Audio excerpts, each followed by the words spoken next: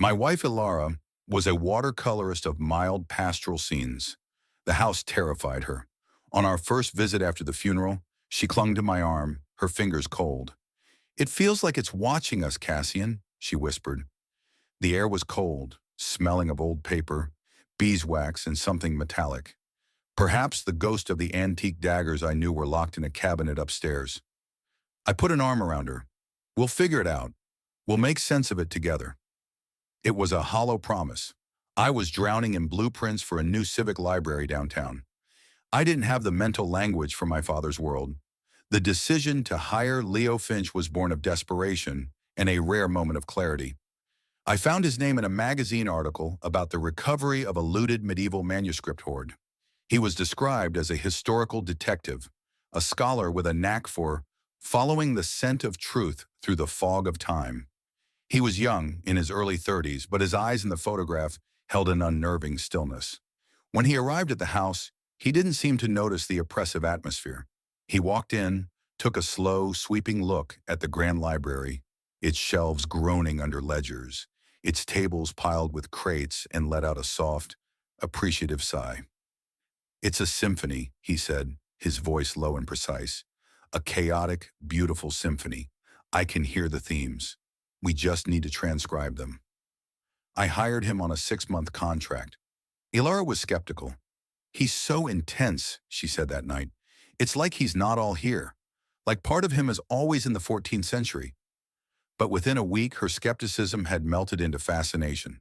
She began spending her days at the house, claiming the light was good for sketching. She'd bring Leo coffee, and soon she was sitting beside him, her sketch pad forgotten, as he explained the watermarks on a sheaf of 18th century letters or the significance of a particular cipher key. I'd come home from my office, my mind full of steel tensions and concrete volumes, to find them still there, bathed in the pool of light from a green-shaded lamp, speaking a language of paleography and provenance that was utterly foreign to me. "He's astonishing, Cass," Ilara would say over dinner, her face animated in a way I hadn't seen in years.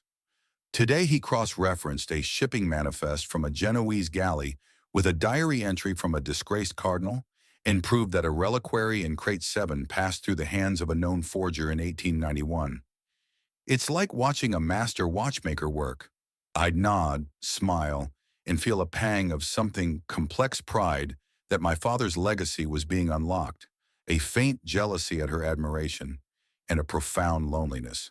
They were building a bridge into the past, and I was stuck paying the tolls from the shore. Leo's first major breakthrough came 3 months in. He deciphered my father's personal code, a fiendishly complex system that layered Masonic symbolism, alchemical shorthand, and stock market ticker codes. He wasn't just recording history, Leo explained, his eyes gleaming with the thrill of the solve. He was indexing power. Who had it? Who stole it? Who sold it? "This," he said, tapping a decoded page, "isn't a diary. It's a ledger of secrets." The summaries he began to produce were dizzying. Crate number 23 contained correspondence that could potentially reattribute a famous Renaissance painting to a different workshop. Journal number 41 detailed the covert excavation and smuggling of a Sumerian tablet collection in the 1950s. The monetary values implied were astronomical, but always theoretical, nebulous. The artifacts were either too hot to ever sell publicly, or their ownership was a tangled web my father had only partially traced. I authorized contract extension after contract extension. The invoices were hefty, but I rationalized it. This was my inheritance. This was understanding. Ilara became Leo's de facto assistant. Her artistic eye, she said, helped with pattern recognition in illuminated manuscripts. She started dressing differently, trading her flowing skirts for practical, elegant trousers and crisp shirts, mirroring Leo's own scholarly uniform. She bought books on iconography and archival science. I told myself it was a healthy intellectual awakening. Our own life, the one of dinner parties and gallery openings, receded. The mansion on the moors became our true center of gravity. The first crack in this narrative was so small, I almost missed it. I was looking for a specific set of my father's architectural drawings. He dabbled, poorly, in the desk in the library. My fingers found a catch in the seemingly solid mahogany of a drawer bottom. It gave way, revealing a shallow compartment. Inside wasn't an ancient secret. It was a small brushed steel key attached to a modern fob from Aegis Private Vaults, a high-security storage company in the city.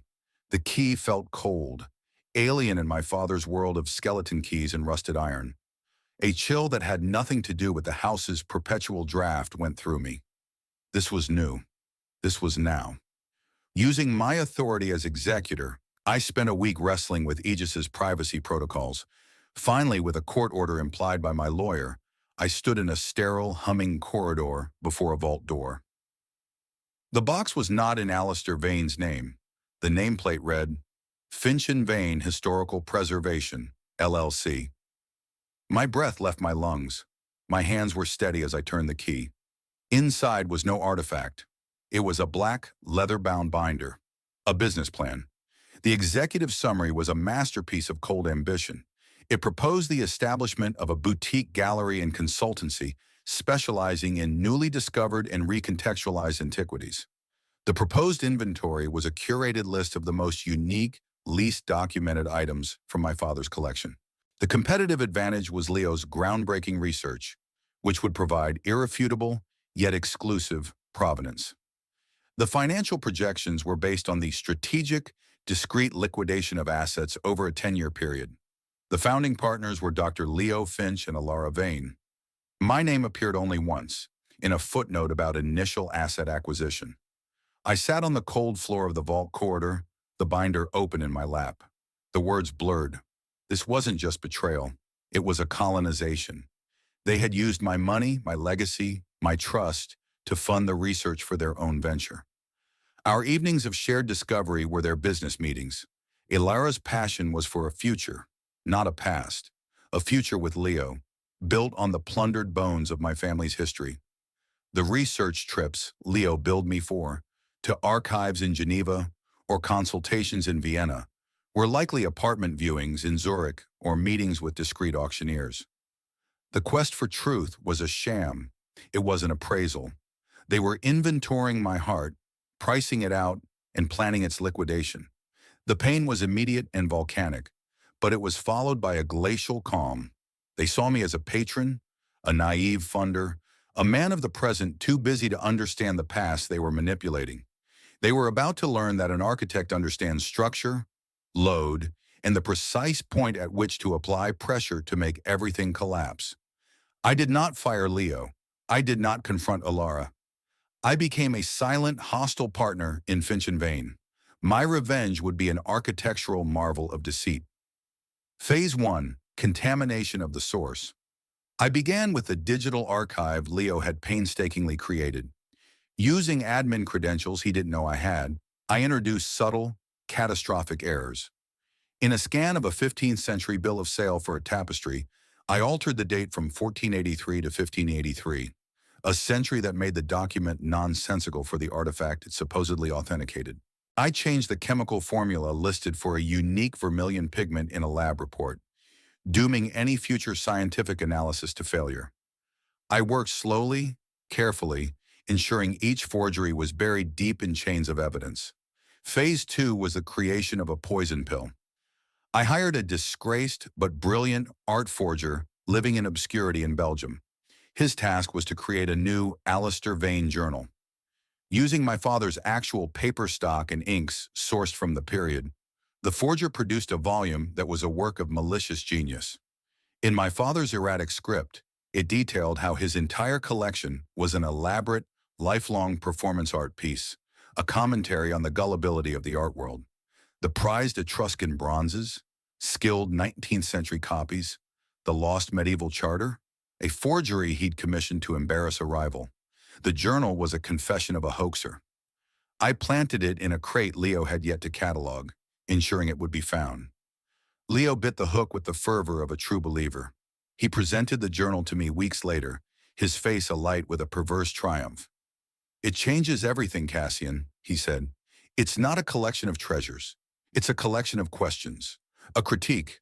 It's even more valuable intellectually." I nodded, feigning stunned admiration. Ilara stood beside him, her hand resting on the back of his chair, a gesture of partnership that now made me feel nauseous. "This is incredible work, Leo," I said. "We should present this to the world." Phase 3 was the grand unveiling. I rented a prestigious hall at the Royal Society of Antiquaries. The guest list was a who's who of the academic and museum world curators, heads of research, journalists from the niche but influential press. I positioned it as Leo Finch's triumphant solution to the Vane enigma. Ilara floated through the pre-lecture reception, the gracious co-discoverer, wearing a dress the color of old parchment. She looked radiant, poised on the brink of the legitimacy and wealth their plan promised. Leo took the stage. He was magnificent, weaving a narrative of my father as a rogue genius, a trickster philosopher whose collection was the ultimate ironic statement. He used the forged journal as his keystone. The audience was captivated. I stood at the back of the hall, my pulse steady. When Leo finished to respectful applause, I walked to the podium as the heir, the benefactor. "Thank you, Dr. Finch, for your dazzling interpretation," I began, my voice amplified in the hushed room. I clicked a remote. The screen behind me, which had shown manuscript images, now displayed two things side by side. On the left, footage from my father's hidden cameras, clear, time-stamped shots of Ilara and Leo in moments of unmistakable intimacy, a kiss by the fireplace, her laughing as he tucked her hair behind her ear, their hands clasped on the table. On the right, scanned pages from the Finch and Vane business plan, with their names and the liquidation strategy highlighted in yellow. The room's atmosphere transformed from scholarly respect to electric scandal. I continued, my voice cold and clear. "While Dr. Finch has been interpreting my father's secrets, he and my wife have been writing their own. The journal he so compellingly presented was, according to a forensic analysis I commissioned last week, created within the last 6 months. It is a forgery designed to render a priceless collection seemingly worthless, clearing the path for its private, illegal dispersal through a gallery they intended to found." I turned to look at them. Leah was chalk white, paralyzed. Alara's hand was clamped over her mouth, her eyes wide with terror. "The police and Interpol have been provided with all evidence, including the business plan and records of financial transactions. This isn't a scholarly debate. It's a conspiracy to commit fraud and traffic in cultural property." Socrates.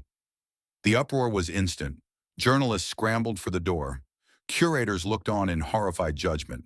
The scandal was nuclear, perfectly designed to incinerate them in the very world they sought to conquer. Leo's career was over. Ilara's new identity as a scholar collaborator was revealed as a facade for a grift. The aftermath was a bleak landscape. The public detonation was only the beginning of a long, private collapse. In the weeks that followed, I became a curator of ruin, observing the aftershocks with a detached clinical interest. My lawyer, a hawkish woman named Miss Gray, handled the immediate fallout. Criminal charges were formally filed. The story, juicy and rich with academic venom, was catnip for the broader press. "The hoax heir and the historian," ran one headline. "Love in the time of provenance fraud," quipped another. Leo and Ilara were not just disgraced, they were turned into a lurid cultural footnote. I retreated to the city, to my sterile apartment that felt more like a hotel suite than a home. The silence there was different from the silence of my father's house. That had been a pregnant silence, heavy with meaning. This was an empty silence, the silence after the explosion, where even the echoes had died away. I sold my architectural firm. The act felt like shedding a skin that no longer fit. What was the point of building futures for others when my own past had been a lie and my present was a hollowed-out shell? The money joined the rest of my wealth, a meaningless, abstract monument to a life I no longer recognized. Through Ms. Gray and a discreet private investigator, I monitored the dissolution of their world. Leo's academic credentials were revoked by his alma mater. His name became a byword for unethical scholarship. He was unemployable in any institution that valued its reputation. The last report placed him in Glasgow, working for an educational textbook publisher, of all things. His job was to fact-check historical timelines for secondary school curriculums. The man who had manipulated complex historical narratives to serve a grand fraud was now reduced to verifying the simplistic, sanitized versions fed to children. The poetic justice was so perfect it was almost cruel. Ilara's destruction was of a subtler, more intimate kind. The scandal stripped her of every identity she had crafted. The artist's wife, the scholarly collaborator, the future gallery owner. She reverted to her maiden name, Covert, a label that now seemed bitterly ironic. Her family, pillars of quiet respectability in a cathedral town, were mortified. Her father, a retired headmaster, refused to speak to her for months. The community that had once seen her as a sweet artistic girl now whispered about her as the woman who betrayed her husband for a con man. She tried to return to painting, but the art world, small and gossipy, wanted nothing to do with her. Her watercolors, once praised for their gentle light, were now seen as tainted, the work of a conspirator. She took a job teaching art classes at a community center in a dismal part of the city. The investigators' photos showed her in a fluorescent-lit room, helping elderly people paint clumsy pottery, her own hands stained with cheap acrylics. The vibrant woman who had debated iconography with Leo was gone, replaced by a tired, cautious ghost. Their relationship, the great intellectual and romantic passion that had justified their betrayal, did not survive the harsh light of consequence. Without the shared project, the thrilling secret of plundering my inheritance, they had little in common. The investigator confirmed they separated less than 8 months after the scandal broke. Leo left their shared, dingy rental, reportedly leaving Ilara to cover a backlog of rent. Their grand partnership ended not with a bang, but with a petty dispute over utility bills. I thought this knowledge would bring me satisfaction. It did not. It brought a heavier, more leaden kind of quiet. I had won. I had exposed them, ruined them, protected my father's legacy, even if I had to twist it into a grotesque shape to do so. Yet I felt no triumph. I felt like a surgeon who had successfully performed a radical operation, only to realize the patient had died on the table. The disease was gone, but so was the life. The encounter that finally shifted something in me happened almost a year later, not in a grand hall, but in the mundane aisle of a grocery store. I was reaching for a loaf of bread when I saw her. Ilara. She was studying a label on a can of soup, her brow furrowed in a simple, everyday worry. She wore a cheap, puffy coat and jeans. She looked ordinary. That was what struck me most. She looked like millions of other people, struggling with the small, exhausting arithmetic of a tight budget. The ethereal creature who had seemed to glow in the lamplight of the library was gone. She looked up and saw me. For a moment, pure animal panic flashed in her eyes. Then it faded into a weary resignation. We stood there, frozen in the bright, impersonal fluorescence of the supermarket. "Cassian," she said, her voice flat. "Ilara." A long silence. The mundane sounds of the store, the beep of scanners, the rattle of carts filled the space between us. "How are you?" I asked, the inanity of the question hanging in the air. A short, humorless laugh escaped her. "How do I look?" I had no answer for that. "I heard about Leo," I said, not to wound, but because it was the only thing we still had in common. She nodded, looking past me at a pyramid of canned vegetables. "Glasgow. Fact-checking. He always hated inaccuracies." The irony was so bitter it seemed to tighten the air around us. "I'm teaching. Kids, old people. It's fine." "I'm sorry," I said, and to my own surprise I found I meant it. Not for the ruin I had engineered. I still believed that was the only possible response to their plot, but for the empty, gray reality that was left in its wake. For the woman she had become, and for the man I had become. "Are you?" she asked, her eyes meeting mine finally. They were the same color, but the light in them was different, dimmer. "You got what you wanted. Your justice. Your proof." I shook my head slowly. "I wanted to understand my father. I wanted my wife. I didn't get either. So no, Ilara, I didn't get what I wanted. I got something else. Something colder." She absorbed this, her gaze dropping. "I did love you, you know. Before the house. Before the silence got so loud. You were always somewhere else. Building something in the future. Leo was there. In the room. In the moment." She shrugged, a small, helpless gesture. "It felt like being seen. It was the simplest, most devastating explanation. I had been an architect of distant tomorrows. Leo, for all his deceit, had offered an intense, captivating today. He hadn't just given her intellectual excitement, he had given her the illusion of being the most fascinating subject in the room. I was building a future for us, I said, but the words were ash in my mouth. You were building a monument, Cassian, she whispered, and you hired a guide to give me the tour. I just ended up wanting to leave with the guide. There it was, the unvarnished truth, stripped of all conspiracy and grand larceny. I had provided the stage, the script, and the funding. They had simply acted out a different play. She picked up her basket, a plastic thing with a broken handle. I should go. I nodded. Take care of yourself, Ilara. You too, she said. And then she was walking away, her figure getting smaller between the stacked shelves until she turned a corner and was gone. That meeting, more than the public scandal, more than the legal victory, was the true end of things. It allowed me to close a file not just on a crime, but on a marriage. I was no longer the avenger or the victim. I was just a man who had made a catastrophic error in hiring a guide for a labyrinth that should have been left alone. I sold my father's mansion. It was bought by a developer who promised to turn it into luxury heritage apartments. I didn't care. I used a fraction of the money to buy something for myself, a small, derelict stone cottage in a wooded valley, miles from the moors, with no history, no secrets, no ghosts. It had a leaky roof, rotten floors, and a fireplace that smoked. It was perfect.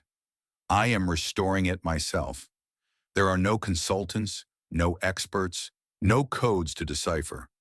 There is only the stubborn reality of stone and wood. My hands, which once drafted plans for soaring atriums, are now learning the humble trades of pointing mortar, planing oak, laying slate. It is slow, maddening, deeply physical work. There is no grand design, only the next problem to solve. The silence here is not the silence of secrets, but the quiet of concentration, broken by the sound of my own hammer, my own saw. The archive of my father's secrets was indeed a map, but it didn't chart a path to understanding him. It charted the precise coordinates of every fault line in my life, my distance, her loneliness, our shared inability to speak a simple, honest language. Ilara and Leo used that map to navigate their way out of my world, and I, in the end, was forced to use it to find my own way out of the ruins they left behind, learning to build not a monument to the past or a castle in the future, but a simple, honest shelter in the unadorned present.